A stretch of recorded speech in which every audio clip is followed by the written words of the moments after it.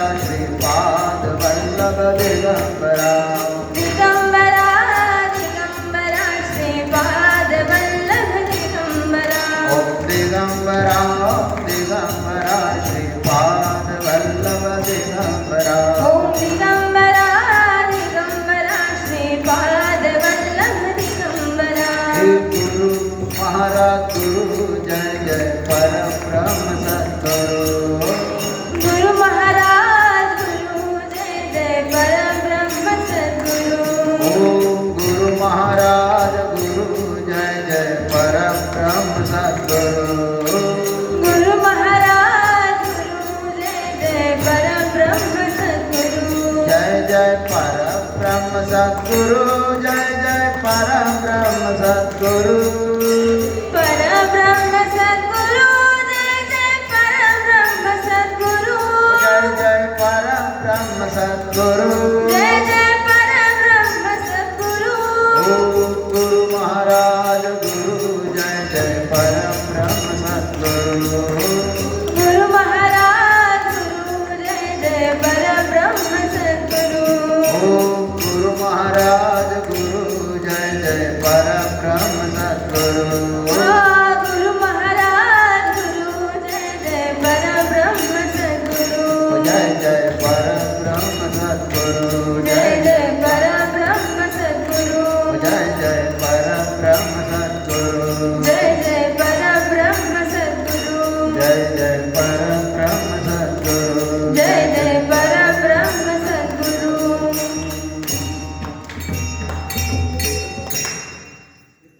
बोले श्री महाकाली ईश्वर भगवान की जय जगत जननी जगदम्बा माता की जय गोपाल गोपाल कृष्ण भगवान की जय सद्गुरुदेव देव भगवान की जय बोलिए सब सब संत संतन की जय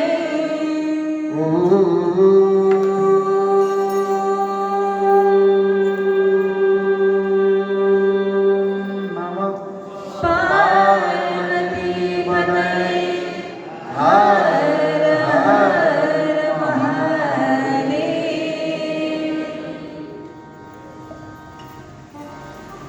महामृत्युंजय महानगरी इस अवंतिका नगरी में आप सभी का हृदय से हार्दिक स्वागत है। यहां पर आने के लिए बहुत सुकृताची जोडी, बहुत जन्म जन्म का जब पुण्य उदित होता है तब जीव को इस महाकाल की नगरी में आने का अवसर प्राप्त होता है।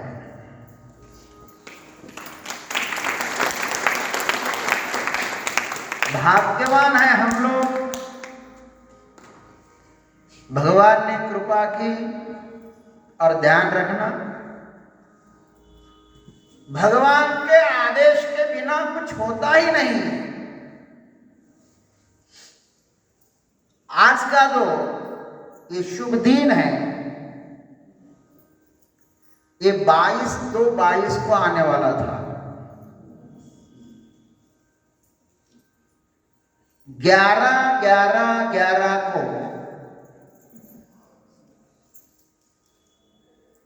हम लोगों ने महाकालेश्वर भगवान की स्थापना अपने सांदीपनी आश्रम निमगांव में की थी। 11/11/11 को 11 लाख 11,000 ऐसे बहुत सारा लोगों ने जप किया था। 11:11 पर यहीं से मंत्र बोले गए थे। महाकाल के गर्भगृह से मंत्र बोले गए थे और उस मंत्र के द्वारा वहां पर महाकालेश्वर भगवान की स्थापना हुई थी। 1 से 11 कुंडी वहां पे यज्ञ हुआ था। अभूतपूर्व दृश्य था। साक्षात भगवान का वहां पे आगमन भी हुआ था। उसी समय हम लोगों के मन में एक इच्छा थी कि अगले 22 को हम लोग उज्जैन में भगवान को प्रसाद अर्पण करेंगे। उस समय कितने साल हो गए? 11 साल, 12 साल हो गए। 12 साल। और वह क्षण अब उदित हुआ। वह क्षण अब उदित हुआ था। वहां पे संकल्प, एक कार्तिक मेला ग्राउंड है और वहां पर हम बहुत बड़ा यज्ञ करने वाले थे, लेकिन वैश्विक संकट उपलब्ध हुआ था, कोरोना महासंकट। उसके कारण वह यज्ञ स्थगित हुआ था। बहुत सारे लोग वहां पे आने के लिए उत्सुक थे। उज्जैन नगरी के जो प्रतिष्ठित लोग थे वो भी उत्सुक थे। वो आएंगे, धीरे धीरे यहां पर गया, समय निकाल करके आएंगे। बहुत सारे लोग जुड़े थे यहां पे, अभी भी जुड़े हुए हैं, लेकिन कोरोना महाकाल संकट के कारण वो यज्ञ नहीं हो पाया। तो उसका प्रतीक एक कुंडीय यज्ञ हम सांदीपनी आश्रम निमगांव में किया था। एक कुंड किया था तो 22 में से एक गया और बच गया 21। तो हमने कहा कि 21 कुंडी यज्ञ अब यहां पे 24 जनवरी आज से 31 जनवरी तक श्रीमद् भागवत कथा होगी और फिर 29, 30 और 31 को सामूहिक महायज्ञ होगा। वैसे तो यज्ञ 27, 28 को प्रारंभ होगा। प्रथम कुंड जो है ना वो 27 और 28 को होगा और फिर उस प्रथम कुंड से ही अपने जो 20 कुंड है उसमें यज्ञ स्थापित होगा, यज्ञाग्नि स्थापित होगी और वह सबको वहां पे अवसर मिलेगा। ब्राह्मण वृंदों को मैंने कहा कि ऐसा यज्ञ करिए कि उसमें कुछ भी त्रुटि न रहे, इसलिए 2 दिन और पहले आप यज्ञ का शुभारंभ कर लीजिए। सब मंत्रादि सब योग्य बहुत बढ़िया होना चाहिए, क्योंकि देवताओं को त्रुटियां पसंद नहीं होती।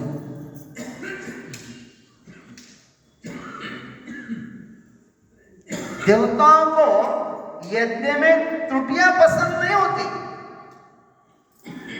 इसलिए आप अकेले यज्ञ करोगे तो उसमें यदि कोई ना कोई त्रुटि हो ना तो फिर उसका यजमानों को जैसा फल चाहिए वैसा फल नहीं मिलता। अब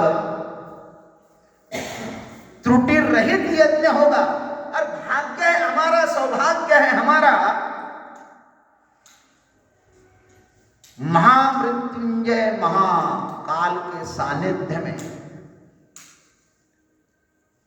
हरसिद्धि माता का मंदिर यहीं पे है, माता पिता के सानिध्य में।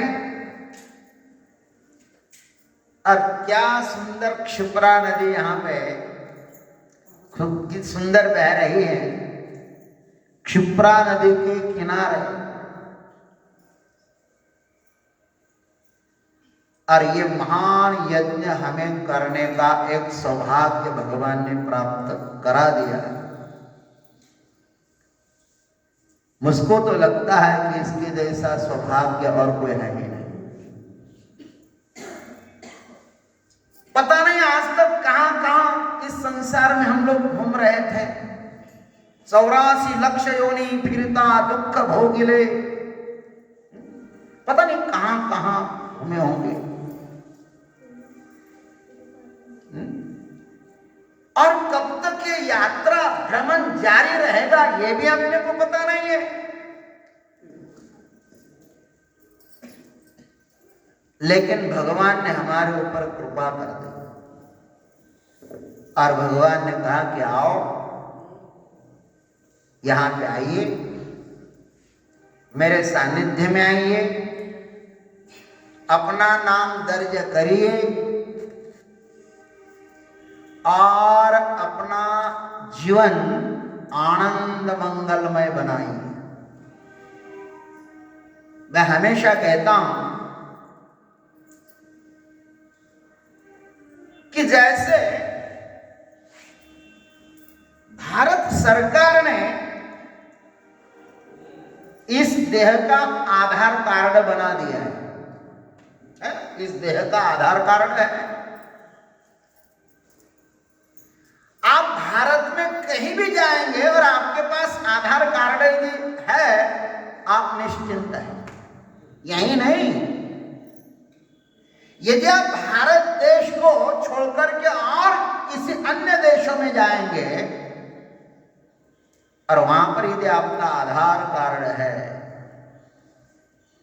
तो आप फिर से अपनी जगह लौट के आ सकते हैं। अमेरिका में गए और आधार कार्ड तो खो गया, क्या करोगे? वो लोग क्या कहेंगे आपको? यहां का बना हुआ आधार कार्ड संपूर्ण पृथ्वी पर आप कहीं पर भी रहे वो काम आएगा। वो आधार कार्ड आपके पास है तो आप अपने घर में सही सलामत लौट आ सकते हैं। आते हैं ना, यदि आधार कार्ड अपने पास है। लेकिन ध्यान रखना, यह जो आधार कार्ड है ये कहां तक हमें सहायता करेगा?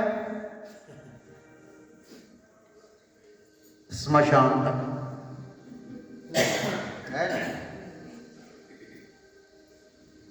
भारत सरकार ने बनाया हुआ आधार कार्ड केवल स्मशान तक है और वह जब हमारा शरीर जल जाएगा तो ये जो जीव है वो कहां भटकेगा संसार में? बताओ, उसको कहां सहारा मिलेगा? उनको कहां आश्रय मिलेगा? कहां जाओगे? कहां भटकोगे? किसी अन्य लोक में जाओगे तो वहां के लोग कहेंगे कि देखो भाई कहां से आए हो, बताओ अपना पता। बताएंगे क्या? कोई पता ही नहीं, कहां से कोई पता ही नहीं।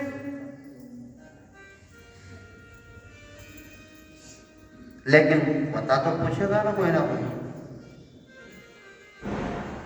अरे भाई, अमेरिका में आप जाते हो, अन्य देशों में जब आप जाते हो तो वहां पे पता पूछा जाता है कि तुम कहां से आए हो। तो जब विश्व में भ्रमण करोगे तो आपको पूछा नहीं जाता कि आपका पता क्या है?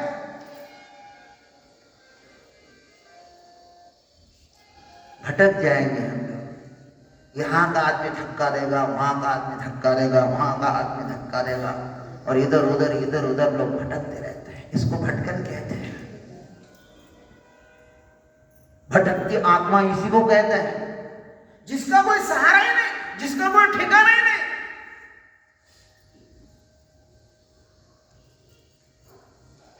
तो हमें भटकना न पड़े, हम यात्रा करें। यात्रा उसको कहते हैं आप चलते समय जहां कहीं पहुंच जाते हो। यात्रा करोगे तो गंतव्य मिलेगा, और भटकोगे तो सिर्फ दुख मिलेगा। भटकन में दुख है और यात्रा में सुख है। यात्रा उसे कहते हैं जो आपको कहीं पहुंचा दे। आप चल तो रहे हो, जो चलना आपको कहीं पहुंचा दे उसका नाम यात्रा, और जो चलना आपको कहीं भी पहुंचाता नहीं है उसका नाम भटकन। कल आप अपने अपने स्थान से निकल आए, कहां जाना था? एक ही लक्ष्य था, उज्जैन में जाना है, महाकाल की नगरी में जाना है। कोई ट्रेन में बैठ गया, कोई ट्रैक्टर में बैठ गया, कोई बस में बैठ गया, निकले वहां से, और सब लोग सही सलामत बाबा के दरबार में पहुंच गए। इसको क्या बोलते हैं?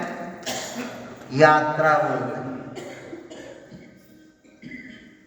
और बीच में लोगों ने किसी ने कुछ को रोका भी, टोका भी। कहां जा रहे हो? हमको टोका था। कहां जा रहे हो? बोले हम जा रहे बाबा के नगर। जाओ जाओ। सब अपने पास था, एड्रेस था, सब था।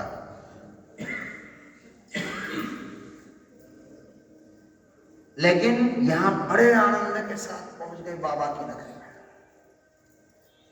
अपने गंतव्य स्थान तक जब पहुंचते हैं ना, और आपके स्वागत करने के लिए आपके गुरु जो यहाँ पर हाजिर थे, आइए, बढ़िया बढ़िया बंगला है, फर्स्ट क्लास, आनंद के साथ रहिए, कोई चिंता नहीं, कुछ नहीं।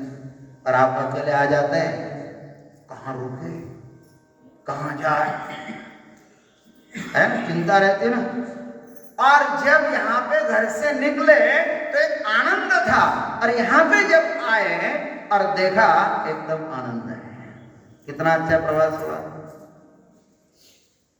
कोई दुख हुआ? यहाँ आते ही सब दुख चला गया। आनंद है ना। जब घर से निकले यहाँ तक पहुंचे, इतना आनंद है क्योंकि आपकी यात्रा थी। तो वैसे ही ये जीव जो है अनादि अनंत काल से भटकते आ रहा है, इसलिए अब तक उसको कोई सुख मिला ही नहीं। इसलिए हम भोलेनाथ को, महाकाल को यही प्रार्थना करते हैं, हे प्रभु, हे नाथ, हमारा जीवन यात्रामय बने। क्या बने? हमारे जीवन में अब किसी भी प्रकार का कष्ट न हो। हम जहां भी जाएं आनंद में जाएं, जहां भी रहे आनंद में रहे, लेकिन तेरे सानिध्य में रहे। फिर किसी भी लोक में आप जाओ, आपको कभी दुख नहीं होगा। भगवान आपका वहां पे स्वागत करेंगे, आइए आइए आइए।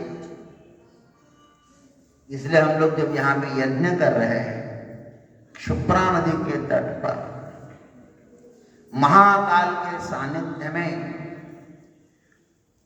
महादेवी के सानिध्य में, माँ बाप के सानिध्य में, क्षिप्रा नदी के तट पर, यहाँ पे हजारों 33 कोटि देवताओं का निवास इस उज्जैन नगरी में, अवंतिका नगरी में। बहुत प्यारी नगरी है मेरे भाई। कैसी नगरी है? बड़ी प्यारी नगरी है। 33 कोटि देवताएं यहाँ पे विहार करती है। 33 कोटि देवताएं यहाँ पे निवास करती है किसी ना किसी रूप में।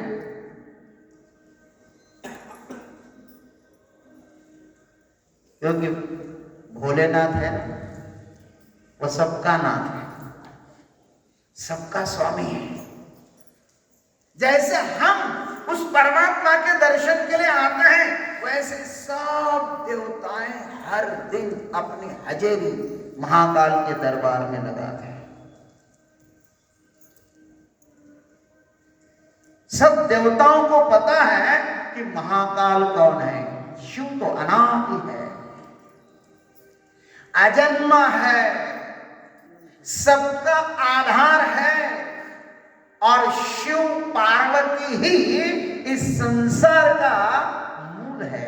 ओम त्र्यंबकम यजामहे सुगंधिम पुष्टिवर्धनम। ओम त्र्यंबकम, आप ही करता हो, आप ही धरता हो, आप ही संहारता हो, आप त्र्यंबक हो। त्र्यंबक माने सर्जन करता, पालन करता और विसर्जन करता। वही सृष्टि को बनाता है, वही इस सृष्टि का संरक्षक है, और अंत में वही सृष्टि भगवान जब तांडव नृत्य करते हैं तो इस सृष्टि का विसर्जन करते हैं। अजन्मा है, और यहाँ पे हमको उसका यजन करना है, पूजन करना है, उनको यहाँ पे अपने को नैवेद्य समर्पित करना है। अरे हमारे पास है भी क्या उनको देने के लिए? क्या है हमारे पास? कुछ भी तो नहीं अपने पास उनको देने के लिए। उसने तो इतना सारा हमको दिया, क्या नहीं दिया परमात्मा ने अपने को? बताओ, उसने क्या नहीं दिया अपने को? बहुत कुछ दिया। जो कुछ दिया, जो कुछ भी आज हमारे पास है, वो उसकी बदौलत है। क्या क्या नहीं दिया तूने? क्या प्रमाण है? क्या क्या नहीं दिया तूने, क्या प्रमाण दे? क्या क्या नहीं दिया तूने, क्या प्रमाण दे? बस गए त्रैलोक शंभु तेरे दान से। बस गए त्रैलोक शंभु तेरे दान से। क्या क्या नहीं दिया तूने, क्या प्रमाण दे बाबा? क्या क्या नहीं दिया तूने, क्या प्रमाण दे? बस गए त्रैलोक शंभु तेरे दान से। बस गए त्रैलोक शंभु तेरे दान से। हे गंगाधार मुक्ति द्वार ओंकार तू। गंगाधार मुक्ति द्वार ओंकार तू।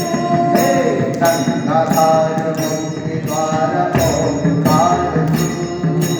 गंगाधार मुक्ति द्वार ओंकार तू। हे आयो शरण बिहार प्रभु तार तार तू। आयो शरण तिहारी प्रभु तार तार तू। हे कैलाश के निवास नमः बार बार हूँ। कैलाश के निवासी नमः बार बार हूँ। उज्जैन के निवासी नमः बार बार हूँ। उज्जैन के निवासी नमः बार बार हूँ। हे आयो शरण तिहार प्रभु तार तार तू। आयो शरण तिहारी प्रभु तार तार तू। तार तार तू बाबा, तार तार तू भोले, तार तार तू। तार तार तू भोले, तार तार तू बाबा, तार तार तू। कैलाश के निवासी नमः बार बार हूँ। कैलाश के निवासी नमः बार बार हूँ। कैलाश के निवासी नमः बार बार हूँ।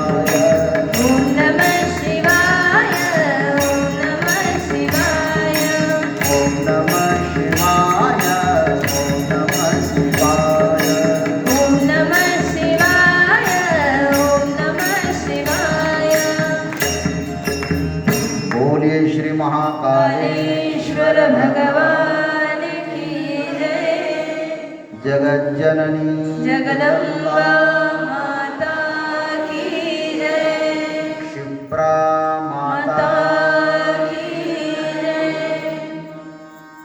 अवंतिका नगरी की जय। भगवान को हम क्या दे सकते हैं? जो कुछ भी यहां पे है, यत्किंच जगत्याम जगत, जो कुछ भी है वह उस परमात्मा का ही दिया हुआ है। तो उस परमात्मा की हम केवल सेवा कर सकते हैं, उनको नमस्कार कर सकते हैं, बस। इसके अलावा हमारे पास कुछ और है ही नहीं। और जो भगवान को शरणागत होगा, जो भगवान को नमस्कार करेगा, भगवान उसके हृदय में आकर बैठ जाएंगे। और ये कला जो है ना, जगत गुरु भगवान श्री कृष्ण जानते हैं। आप जानते हो भगवान श्री कृष्ण, भगवान श्री कृष्ण परमात्मा सब कुछ छोड़ करके बाबा की शरण में। यहीं पे भगवान श्री कृष्ण ने शरणागति स्वीकार की, सांदीपनि ऋषि के शरण में आए, और यहां पे अपने गुरु को शरण में आए, और यहां पे महाकाल की नगरी में महाकाल के सानिध्य में रहकर के महाकाल कौन है उसको जाना।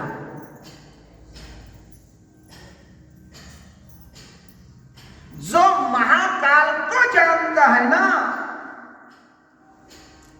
वही जगत गुरु होता है। बोले महाकालेश्वर भगवान। आदमी को सबसे अधिक डर किसका है? किसका डर है? मृत्यु का। अच्छा, आप कितना डरोगे माने मृत्यु से बच जाओगे? कितना डरोगे माने मृत्यु से बच जाओगे? कोई बचता है? सब डरते हैं लेकिन बचा कोई भी नहीं।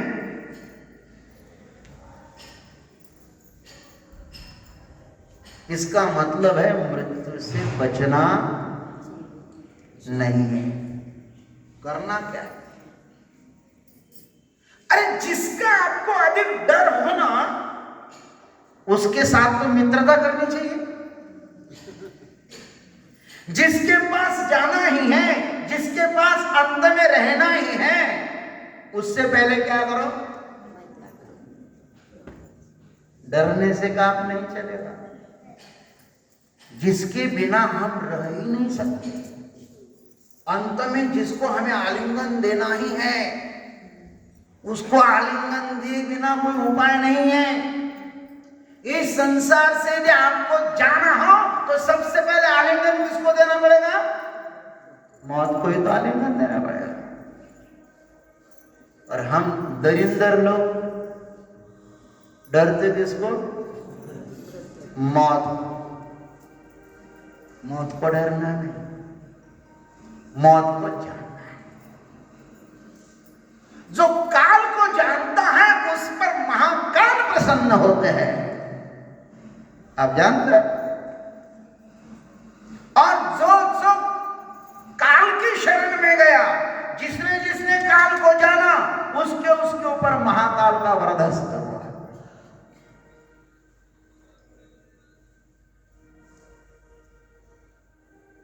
मार्कंडे ऋषि के पास काल दौड़ करके आया था।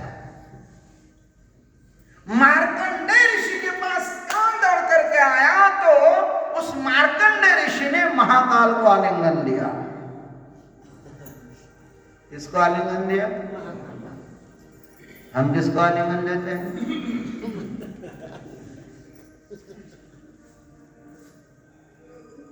काल यदि आपके पास दौड़ के आए ना, आप महाकाल के सानिध्य में जाइए, और जो भी महाकाल के सानिध्य में आया, महाकाल ने उसको अजर अमर बना दिया।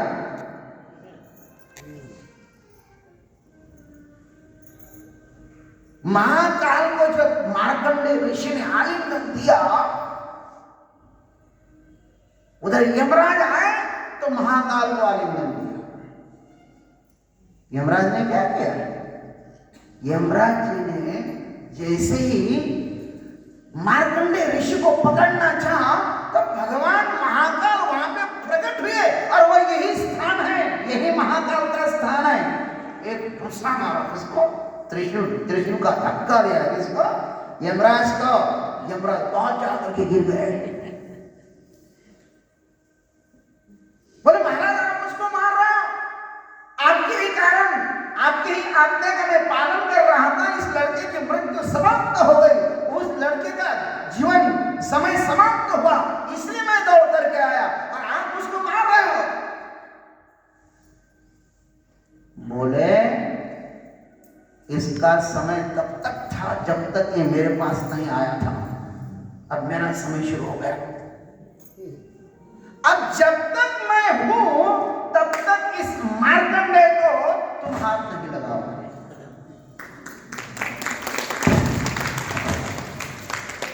और शिव कैसे है? अजन्मा। शिव कैसे है? अनादि है। मार्कंडेय ऋषि आज भी जीवित है।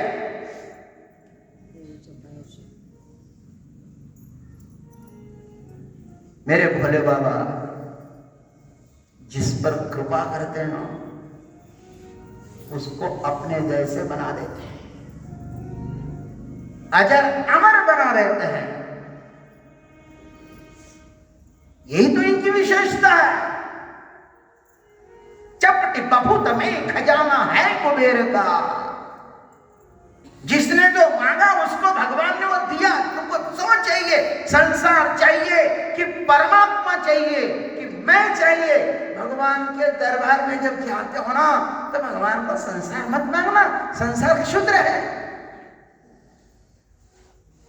जिसने सब संसार को छोड़ करके जो नग्न होकर के स्मशान में बैठ गए उसको लोग संसार मांगते हैं। जिसने सब कुछ छोड़ दिया, संसार को छोड़ दिया, संसार का त्याग कर दिया, और संसार का भस्म जो अपने शरीर पर लगाते हैं ना, उसके पास जाकर के उसको कहना प्रभु गाड़ी देना, घर देना, पैसा देना, कितनी विडंबना है। भगवान के पास जाते हो तो भगवान को भगवान के सिवा अन्य कुछ मत मांगना। हे प्रभु आप ही हमें चाहिए। और सही में यदि गाड़ी बंगला घोड़े में यदि आनंद होता, सुख होता, तो भगवान क्यों छोड़ते उसको? जिसमें आनंद है, जिसमें महारस भरा हुआ है, वह हम परमात्मा को नहीं मांगते। ये भी हृदय की क्षुद्रता है। देखो तो सही, क्या मांगोगे भगवान? मार्कंडेय ने कहा कि प्रभु कुछ नहीं चाहिए, मुझको केवल आप ही चाहिए। जो भी काल को जानना चाहेगा ना, मैं तो कहता हूं मित्रता बनाना हो ना, मित्र बनाना हो ना, तो महाकाल को बनाओ। फिर आपके पास डर नाम की चीज आएगी ही नहीं। महाकाल के भक्तों को कौन डरा सकता है बताओ?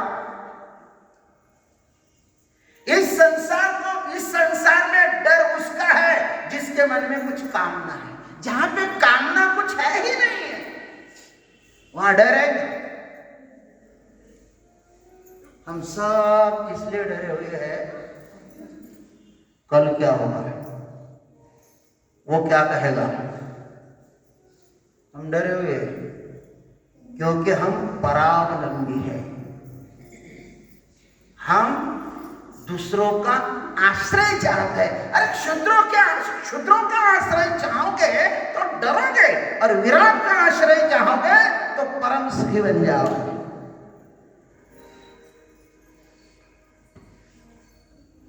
तीर्थ यात्रा में तो आ जाऊंगा, लेकिन रहने की व्यवस्था कैसे होगी, भोजन की कैसी व्यवस्था होगी? चिंता कितनी रहती है। सब दुख की गठरी लेकर हम सिर पर लेकर के आते हैं। दुख की गठरी तो है ना, वहां क्या मिलेगा, ये मिलेगा कि नहीं, वो मिलेगा कि नहीं।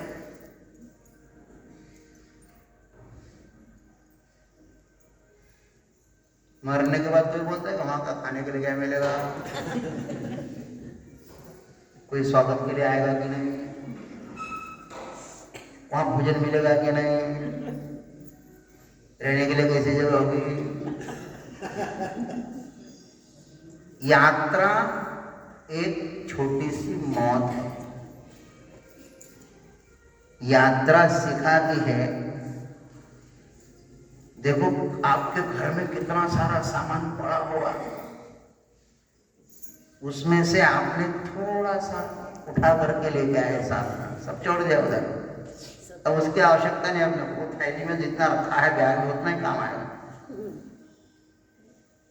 और जब आप आते हो 8 दिन रहोगे तो बैग में से आधा सामान आपके काम आएगा ही नहीं, ऐसा कैसे रहेगा। ये कपड़ा लाया, वो कपड़ा लाया, वो कपड़ा, इसका तो पहनने का मौका ही मिला नहीं। आया क्या ना?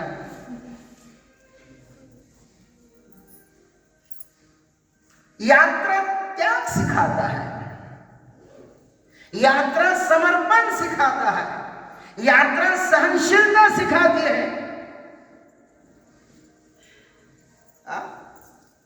यात्रा आपको निर्मोह सिखाता है। भगवान हमेशा अपने पास कुछ भी नहीं रखते हैं, क्योंकि उसको पता है कि संग्रह में दुख है। त्यागेन एकेन अमृतत्व मानसो, त्याग से ही अमृत की प्राप्ति होती है।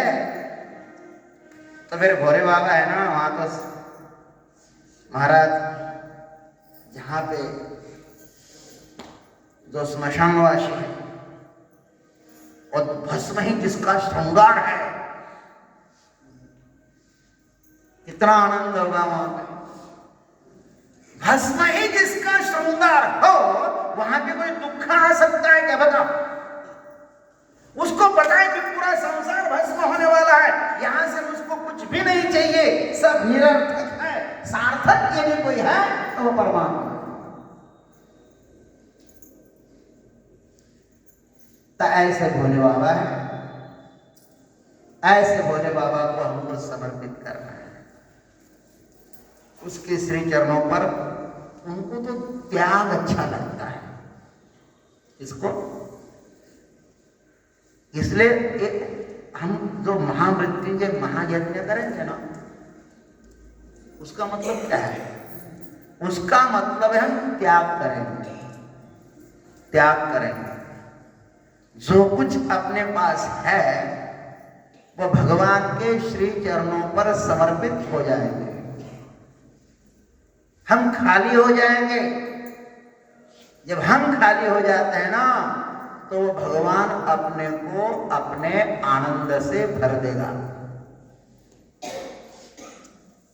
यज्ञ का अर्थ है स्वयं को खाली करना। नहीं मोठं मी घेऊन आलो, असंच ठेवणं, असंच घेऊन जाणार, क्या मिलेगा? जो कुछ भी हमारे पास है वह सब गंदगी इधर समर्पित कर देना है। निर्मल हृदय, इतना निर्मल करना है, इतना निर्मल बनाना है हृदय को कि बस निर्मल मन जन सो मोहि पावा, मोहि कपट छल छिद्र भावा। भगवान को निर्मलता बहुत अच्छी लगती है, उसको जलाना होगा। ज्ञानाग्नि दग्ध कर्माणम, जलाना होगा उसको यज्ञ बोलते हैं। यज्ञ का अर्थ है यहाँ पे समर्पित करना। और जितना हृदय जितना हृदय खाली हो ना उतना आनंद मिलेगा, जितना भरा हो ना, इसलिए जो लाया होगा कोई कचरा वो हृदय में से सब निकालना है अपने को और यज्ञाग्नि में समर्पित करना है, और यहाँ पे महाकाल का आनंद लेके जाना है। और यहाँ पे जो तुम्हारा जीवन नहीं बदलेगा तो कहाँ बदलेगा? ये तो परिवर्तन की भूमि है, ये तो हृदय को निर्मल करने की भूमि है। यहाँ पे खाली होना है, भगवान को हृदय में बैठाना है और भगवान की मस्ती में मस्त रहते हैं, उस मस्ती को यहां से लेके जाना है। ऐसे बोले बाबा यहाँ पे इसलिए तो उसको यजाम है, मैं आपका यजन करूंगा प्रभु, और आप मुझको अवसर प्रदान कर दें कि मैं आपको दे दूं। अच्छा, देने वाला उदार है कि लेने वाला उदार? उदार कौन है? लेने वाला उदार होता है कि देने वाला?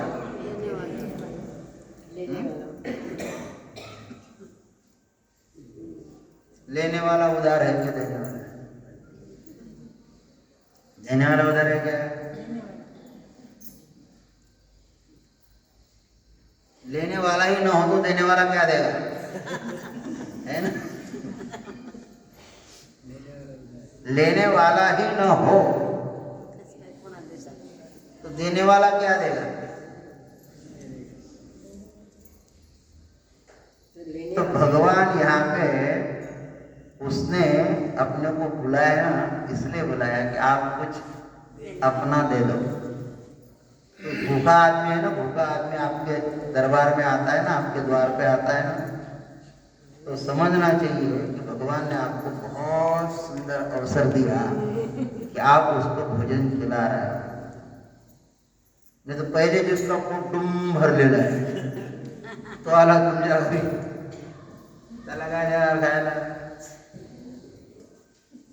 भूखा आदमी हो ना तो भोजन बनाने वाले को और खिलाने वाले को बड़ा आनंद आता है।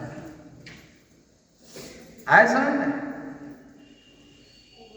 अरे हमारे संपत्ति का, हमारे शरीर का हमारा कोई उपयोग हो रहा है ना, भगवान उसी को अवसर देता है जिसके ऊपर कृपा करता है। ध्यान रखना, ऐसे किसी भी आरे गहरे नत्थु गहरे को अवसर नहीं मिलता, उसी को मिलता है जिसको पर भगवान कृपा करते हैं। और जिससे कुछ लेना चाहते हैं, जिसको कुछ देना चाहते हैं ना, उससे तो भगवान लेते हैं ना, किसकी सत्य से ले लेंगे?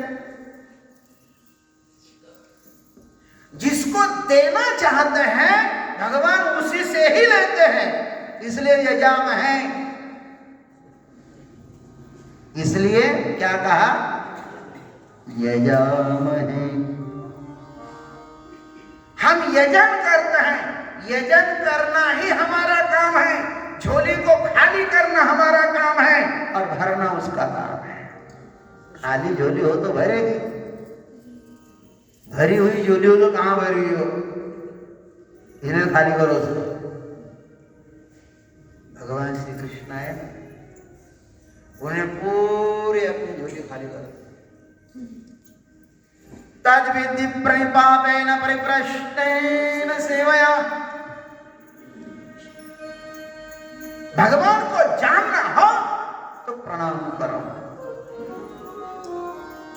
आप जानते हैं हमारे शास्त्र में बताया है, जे जे भेटे भूत तेते मान जे भगवंत भक्ति योग निश्चित दानमाधा। सबको प्रणाम करो। वृक्ष दिखता है तो वृक्ष को प्रणाम करो, पशु दिखता है तो पशु को प्रणाम करो।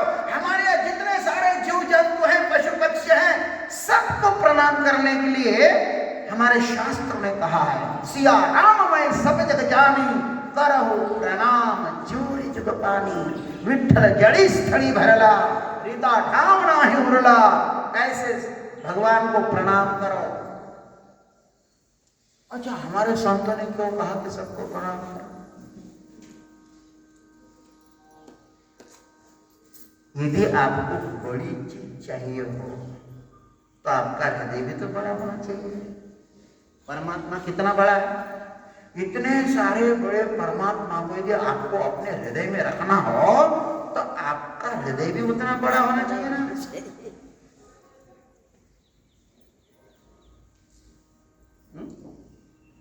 हृदय तो छोटा,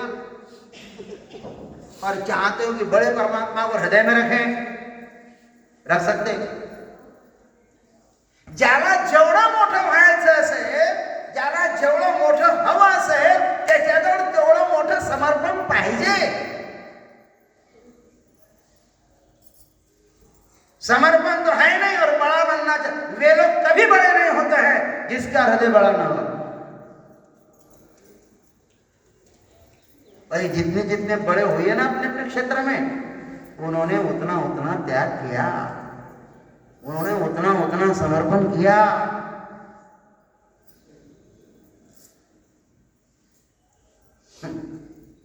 हृदय में त्याग नहीं है, समर्पण, अहंकार इतना सारा भरा हुआ है और हमको बड़ा होना है. बड़े हो जाओगे. विकास उसी का होता है जिसके पास समर्पण है, जिसके पास समर्पण है नहीं. जो अहंकारी है, अहंकारी के घर में कभी भी लक्ष्मी नहीं रहती, अहंकारी के घर में कभी भी ज्ञान नहीं रहता, अहंकारी के घर में कभी भी संपत्ति नहीं रहती, अहंकारी के घर में कभी भी सुख नहीं रहता, वो दरिद्र रहता है. झुकना ही पड़ेगा, पाना हो तो खोना पड़ेगा. और जिसको जितनी बड़ी चीज चाहिए उसको उतना बड़ा समर्पण करना होगा, उसको उतना बड़ा त्याग करना होगा. जिसने त्याग किया उसको मिला.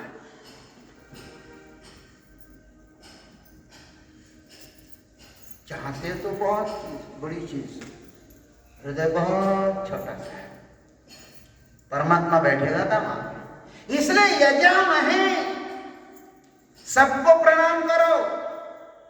जो सबको प्रणाम करता है ना, उसी के हृदय में परमात्मा समा जाता है.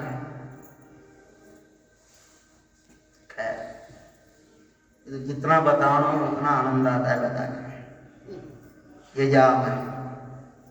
और महाराज आपके जैसे लोग सुनने वाले हो, इतना बढ़िया महाकाल का सानिध्य हो, गंगा मैया का तट हो, सदगुरु की कृपा हो, इतना आनंद आता है. थकता ही नहीं आदमी. भगवान श्री कृष्ण यहाँ पे आए, कितना समर्पण किया, गुरु की सेवा की. और यहाँ से गुरु की सेवा की तो वो जगत गुरु बन गए. भगवान कृष्णम वंदे. महाकाल को जाना उन्होंने, काल कौन है वो जाना, और महाकाल का परमात्मा को वरदहस्त उसके ऊपर हुआ. यदि कृष्ण भगवान यहाँ पे गुरु के सानिध्य में ना आते ना, तो जगत गुरु न बनते. सांदीपनी ऋषि ने उनको क्या क्या पढ़ाया. आप जब सांदीपनी ऋषि के आश्रम में जाओगे ना, तो वहां पे लिखा है 64 विद्या, 64 कला, सब जितना सारा आप देखोगे ना वो पढ़ा. भगवान ने इतना सारा पढ़ा है. आप जा करके देखना, इतना सुंदर आश्रम है. और मेरा भी एक लक्ष्य था, मेरा भी एक ऐसा लक्ष्य था. इतना बता करके आपको बताना तो बहुत कुछ है. अब तो भागवत जी में प्रवेश कर नहीं रहा, लेकिन मेरा भी एक लक्ष्य था. जब मैं बहुत बचपन में 5वीं 6वीं क्लास में मैं जब होगा, तो मैंने हरिविजय ग्रंथ पढ़ा था. मेरे पिताजी ने सुना था, उनसे सुना था, पढ़ा था. तो वो प्रसंग मैंने सुना था कि भगवान कृष्ण सांदीपनी ऋषि के आश्रम में पढ़ने के लिए गए थे. और इतना सुंदर वेदांत तो उसमें लिखा हुआ ना, तो मैं उसी प्रसंग को बार बार बार बार पढ़ता था. मुझको बहुत अच्छा लगा वो प्रसंग. वो दृश्य भी मेरे सामने आता है. और मैंने कहा जब भगवान कृष्ण सांदीपनी आश्रम में गए, तो हमें ऐसा सांदीपनी आश्रम कब मिलेगा. तब से मेरे मन में इच्छा था. लेकिन मेरा पूरा विश्वास है, सत्य संकल्पाचा दाता नारायण, सत्य संकल्प ईश्वर। पारमार्थिक इच्छा किसी की भी आज तक अपूर्ण नहीं रही।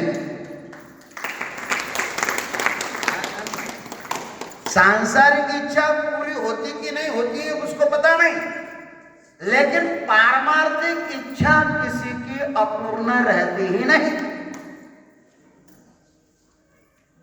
और जब मैं 7वीं कक्षा में उत्तीर्ण हुआ, हमारे घर के लोग बोलते थे आगे पढ़ो, तो जिसने हमको, मेरी तो इच्छा थी मैं गजानन महाराज की संस्था में पढ़ने के लिए जाऊं, लेकिन वहां भी जाने नहीं दिया। तो एक संत मुझको लेने के लिए गांव में आ गए, वो अभी भी जीवंत है, अभी यहाँ पर भी आने वाले हैं। ये मेरा सौभाग्य है।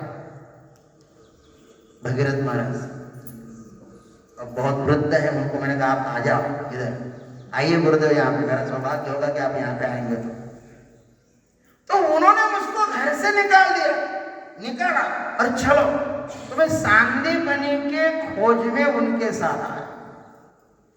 पता नहीं था सांदीपनी आश्रम कहाँ है, उज्जैन नगरी कहाँ है, महाकाल कहाँ है, कुछ भी तो नहीं था पता, लेकिन निकला महाराज। जाते जाते बहुत कुछ खोजा। बोलते ना, जिन खोजा जिन पाइया गहरे पानी बैठी, मैं बपुराडू बन मरा रहा किनारे बैठी। मेरे साथ और भी लोग थे, वो पीछे छूटते गए, लेकिन मैं नहीं छूटा, मैं आगे बढ़ा। उत्तरकाशी तक गया, ऋषिकेश, उत्तरकाशी, गंगोत्री से फिर उत्तरकाशी है। और उत्तरकाशी में कुछ लोग मेरे पास आए, उन्होंने कहा आप सांदीपनी आश्रम में कब जाओगे। पहली बार मैंने सांदीपनी आश्रम का नाम सुना उत्तरकाशी, और वहां से फिर मैं सांदीपनी आश्रम सिद्धवाड़े में गया। और सही में मेरा सौभाग्य है कि मुझको सांदीपनी ऋषिकेश जैसे ही गुरुदेव मिले, और मुझको इतना आनंद हुआ कि मैंने भी कहा कि देखो बेड़ा पार हो गया, मुझको भी अच्छा, ऐसे सदगुरु मिले महाराज, क्या बता। फिर वहां से ढूंढते फिर निमगांव में सांदीपनी आश्रम की स्थापना भी की, और फिर महाकालेश्वर का मंदिर भी बनाया, और फिर बनाया नहीं, हो गया। निमगांव में जो हमने आश्रम बनाया ना, तो हमने नहीं बनाया, उस परमात्मा ने बनवा लिया। निमगांव में रहने का मेरी कोई इच्छा थी ही नहीं, और मैं निमगांव में रहने के लिए आया भी नहीं, और किसी जगह आया था, लेकिन भगवान ने वहां पे बनाया, आश्रम भी बनाया, मंदिर भी बन गया। और फिर अभी वही सांदीपनी आश्रम की सेवा, महाकाल की सेवा करने का सौभाग्य यहाँ पे प्राप्त हो। ये हमारा पुरुषार्थ है कि उनका अनुग्रह, पुरुषार्थ नहीं, उसकी कृपा है। और उस परमात्मा ने कहा कि चलो भाई आ जाओ, यहाँ पे हमको भोजन भी खिलाओ, और यहाँ पे हमारा गुणगान भी गाओ। तो ये जो 7 दिन है ना, ये भगवान का गुणगान गाने के दिन है। तो हम लोग सब मिल करके बड़े आनंद के साथ हम लोग भगवान का गुणगान गाएंगे। कितनी आनंद रे जाला सद्गुरुनाथा, कितनी आनंद रे झाला सद्गुरुनाथा, कितनी आनंद रे झाला सद्गुरुनाथा, कितनी आनंद रे झाला सद्गुरुनाथा। तुझ्या नामाची रे राम नामाची रे झुळझुळ वाहे गंगा, तुझ्या नामाची रे राम नामाची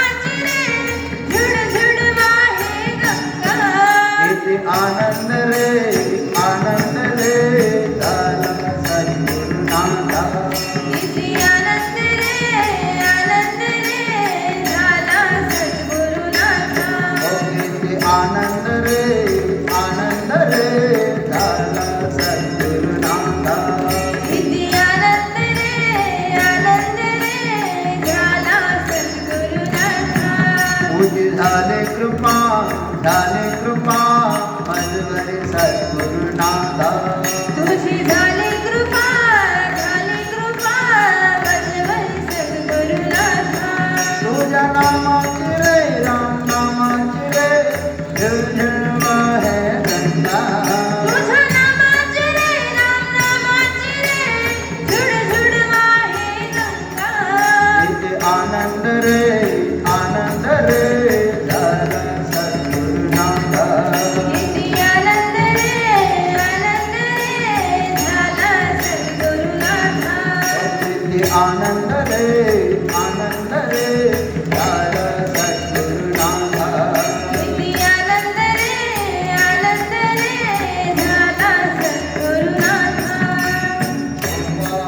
कृष्ण भगवान की जय सद्गुरुदेव भगवान भगवान की जय ओम नमः पार्वती पते हर हर महादेव अवधूत चिंतन श्री गुरुदेव दत्त अब हम लोग क्षिप्रा माता का दर्शन करने के लिए चलते हैं, माँ का आशीर्वाद लेते हैं। यहीं पे रामघाट है, यहीं पे, और वहाँ पे पारदेश्वर भगवान है। पारा का लिंग आहे वहाँ, पाऱ्याचं लिंग बनवलं आहे। 2.5 कोटी पारा आहे, एवढं लिंग बनवलं त्या ठिकाणी। तिथले नारदानंद स्वामी जे आहे ते त्या लिंगाची महिमा सांगत होते। अशीच त्यांच्या मनामध्ये एक इच्छा निर्माण झाली होती की मला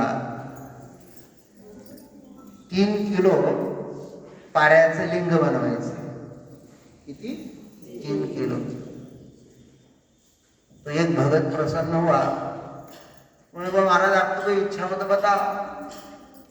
तो उन्होंने कहा कि 3 किलो पाऱ्याचं लिंग बनवायचं। त्याने 3 किलो 3 क्विंटल ऐकलं है ना, यांनी 3 किलो म्हटलं, त्यांनी 3 क्विंटल ऐकलं।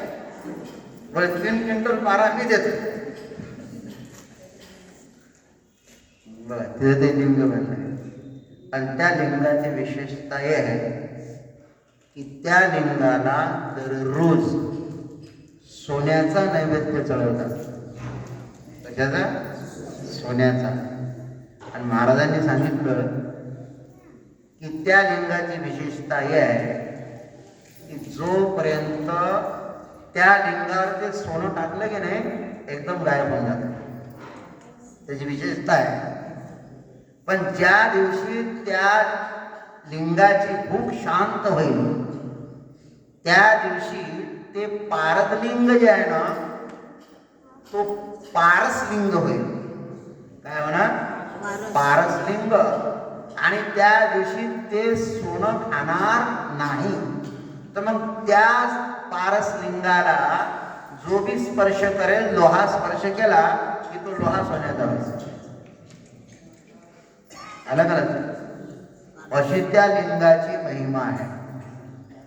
तर आज तर नाही, पण आपण तो पारसलिंग आता आपण पाहणार आहोत। त्या पारसलिंगाची आपण पूजा पण करणार आहोत। आणि पहिले क्षिप्राने जाताच्या दर्शनाला जाऊ। आणि हे जे आहे कळस सोबत घ्या, कळसामध्ये पाणी आणू आणि त्यांनी जर त्या पारसलिंगावर पाणी जर आपल्याला टाकू दिलं, 1 लोटा पाणी काय म्हणतात? काय म्हणतात? शर्माजी महाराज हे म्हणतात